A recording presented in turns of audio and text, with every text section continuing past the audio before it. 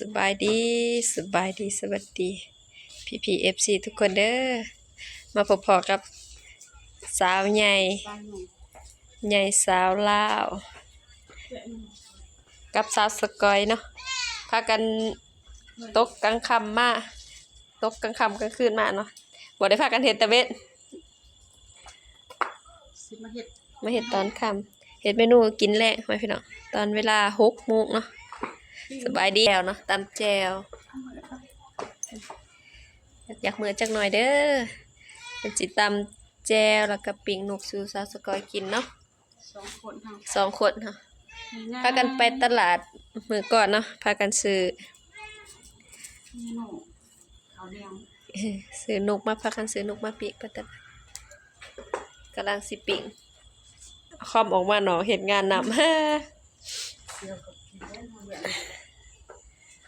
บรรยากาศตอนแรกๆเนาะเฮ็ดกินอยู่หน้าบ้าน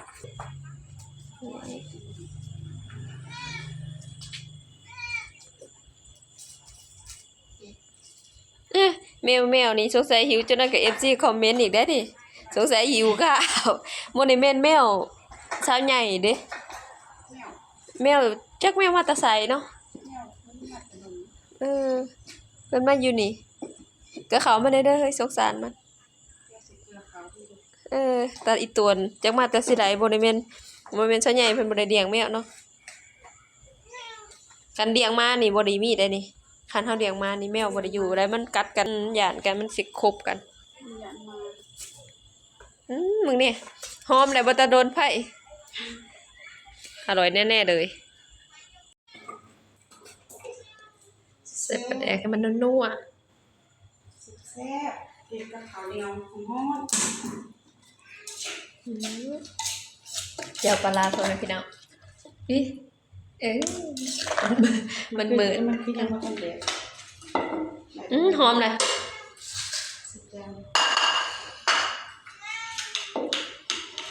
กินข้าวแลงกับสกอย2 คนมื้อนี้ทีมงานแยกๆกันไปทำหน้าที่ยังเหลือแต่สกอยกับสาวใหญ่2 คนจัดเมนูง่ายหน้าตาน่ากินเลยดิๆหอมค่ะบัดสิบ่ได้กินข้าวได้แล้วนี่อ้วนก็อ้วนข่อยน่ะเอากระเทียมเอาซอสสกอยมาปิ้งนกข้าวใหม่ได้ซะบ่เนาะทางนั้นเนาะ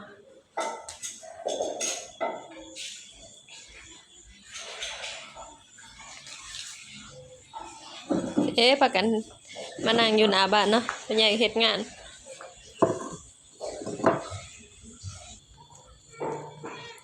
ไก่สิสุกแล้ว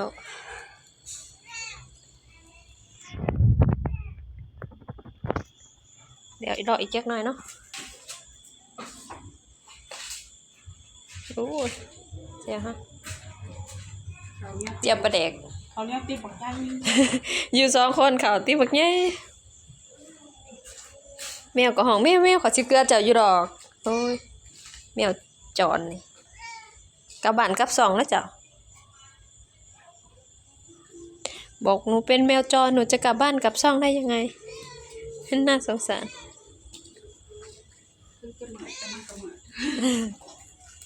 ไข่ดอกอีกประมาณอีกจักหน่อยก็ได้กินละอีกสักพักนึงจักหน่อยก็ได้กินอดเอาหิวข้าวก็อดเอาไว้แม่ถึง10 มื้อข่อยเอามาจิบเป็น10 มื้อเก็บอยู่เก็บกับก่อยเนาะแม่นนี่เฮาสิเก็บไปกินกับแจ่วพักอีหยังก่อยพักอีหยังนะพักอีหยังแล้วเฮาดื่มล่ะแม่นบ่พักสมิกดื่มตลอดพ่อบอกกินเมื่อกี้2เอาเก็บผักสมิกทุกคนโอ้ยสัตว์งามอ่อนๆเนาะอ่อนๆป่ะลาบปลาเด้ก่อนข้าวเฮาปิ้งเฮาก็สิสุกแกเฮา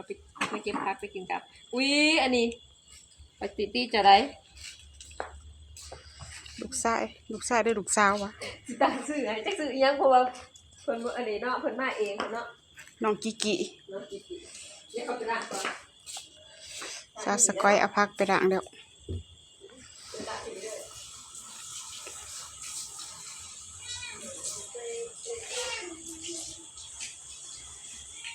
สุดกูต้องมาหาฉัน ทากินข้าวแดงน้ำกันทาปิ้งนก งามมาก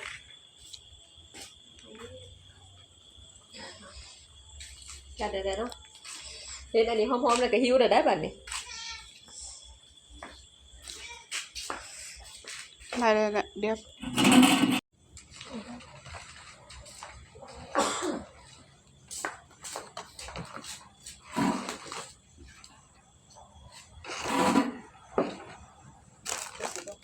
บางมั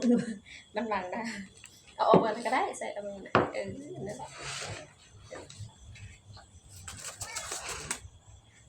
ติ๊กเก่าติ๊กเก่าบางติ๊กจอคนติ๊กเก่าบางง่ายมันติ๊กเก่าสองคนหรือเอาไว้ดุมก็ได้นี่วิ่งเก่าอีกวะอันติ๊กเก่านี่ได้อะไรอัตโนมัติวะเขากินอันนั้นมึงคำนี่เขาคิดไว้เนาะเนี่ยก็ได้มาเด้อพ่อแม่พี่น้องกินข้าวด้วยกันเด้อได้เวลารับประทานอาหารนะจ๊ะ กินข้าวน้ำกันซาสกอย2 คนเหมือนนี้ เว้ยเจ้าหน้าที่ว่าขอปอดแม่ว่าเขาจะปอดอ่ะลูกอ่ะกินข้าวอยู่บ่เอาเร็ว ช่วยงามได้ เอากินหาเอาบ่กินเลย ไม่มากิน เอากินเลย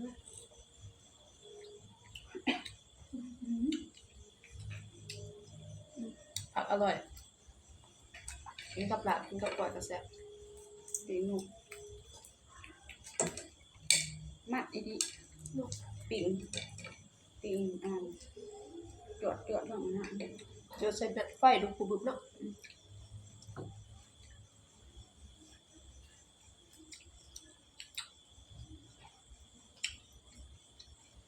แซ่บบ่ซาสกอย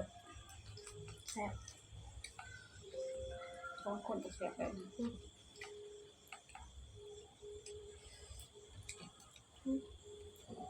มีถอดอีกหน่อยเนี่ย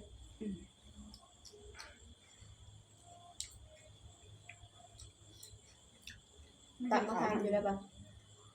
กินเมื่อเมื่อไร ไม่รู้ กินอยู่ได้ ยังก็ไปท ข้างในได้ทำมาทำไปปะกินเมื่อเมื่อไร ำคือมาบ่ ก็จะยุดแค่หมดที่เดียวยุดแต่อีกบ่ ท่านคิดถ้าสิมีก็อ้อน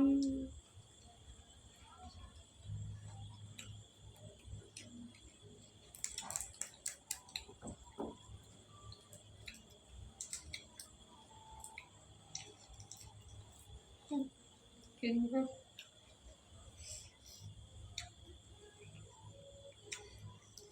ก้อยเมื่อนี้คิดฮอดก้อยแล้ว เงาอะไรไง โทรมาเรียนนำเด้อ เดี๋ยวโทรมาดีนั่น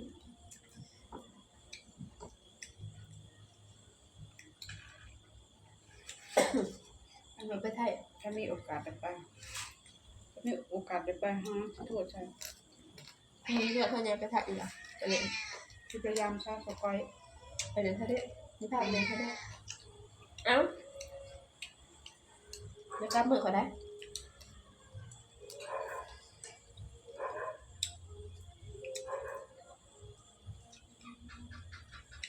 เอาให้กินแห้งสีหมาได้นี่เนาะ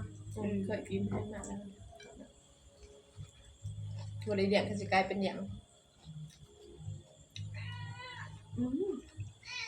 กินอยู่ว่าเขาบุกินเขากินอยู่น้อยหนึ่ง แมวแบบปลาบ่กินเขา อยากกินก็ตอด แมวกินบ่กิน ก็จะเอิญจะสาวตอดเด้อผู้หญิงหรือผู้ชายเด้อ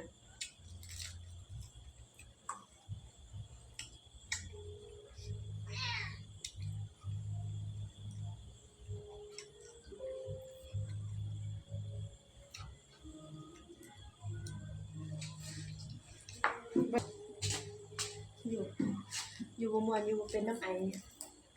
ไปเอาน้ำมากิน ซาก้อยไอ้เด็กอยู่ด้วย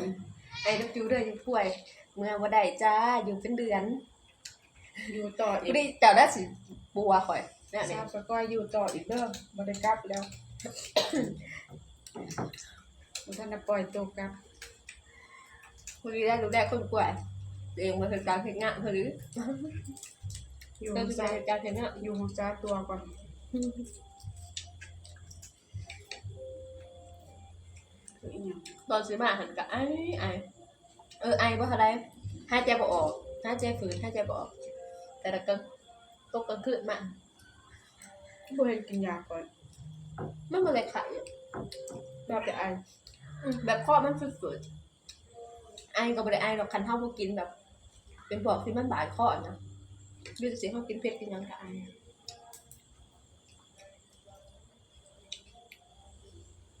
ช่องเสี่ยวพากันกินข้าวเอาแดง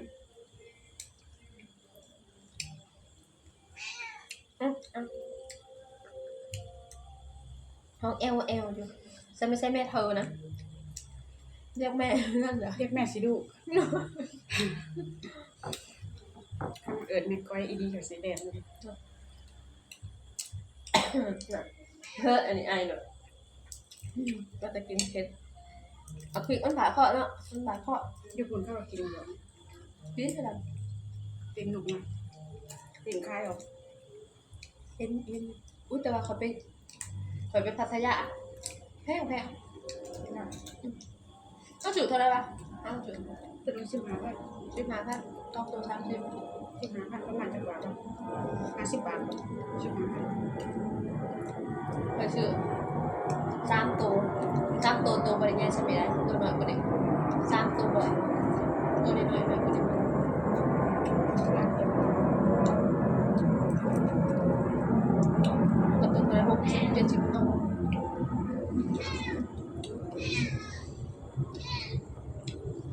อันนี้30ตัวใหญ่มันใช่นะ2เท่าอันไปซื้อได้ประมาณคือว่าแต่มันเป็นแดงท่องเที่ยวเลยประมาณอยู่พัทยาเนาะมันเป็นแบบเมืองท่องเที่ยวอันอยู่ธรรมดา ก็ ก็ ติ่ ติ ง ด แล้วเด้ออันนี้มันบ่เป็นติ่ง เข้าบวกเข้าเปลี่ยนเนาะ มันยังดิบ อันแบบขายตามตลาดก็สิบ่ได้แพงเดือนก็บ่ได้หรอกขายห้องสิบนั้นอยู่ไทยกับอยู่บ้านอยู่ไทยกับอยู่ลาวพอๆกันเพื่อนพี่น้องกันว่าคันอยู่ลาวเนี่ยเป็นเพราะเขาจังไปหาเงินกันน่ะมันบ่กลุ่มกินค่าห้องสิบกับพ่อเท่ากันแหละอยู่บ้านเนาะ เพราะว่ามันเครื่องแพงกว่าอยู่ไทยอีกนั่นแหละ แม่นบางอย่างเนาะมันนำเข้าจากประเทศอื่นไงมันนำเข้าจากเขา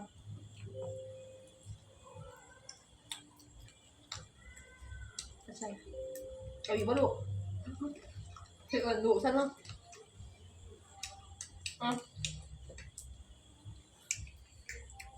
โอเคคุณแม่พี่น้องพอโตกินข้าวกันเด้อบัดนี้เด้อปิ้งนกแบบแซ่บหลายจานใหญ่เป็นเกือบแซ่บ งอบ่ ๆนัว สิดูปีกนกพาบ่เนี่ย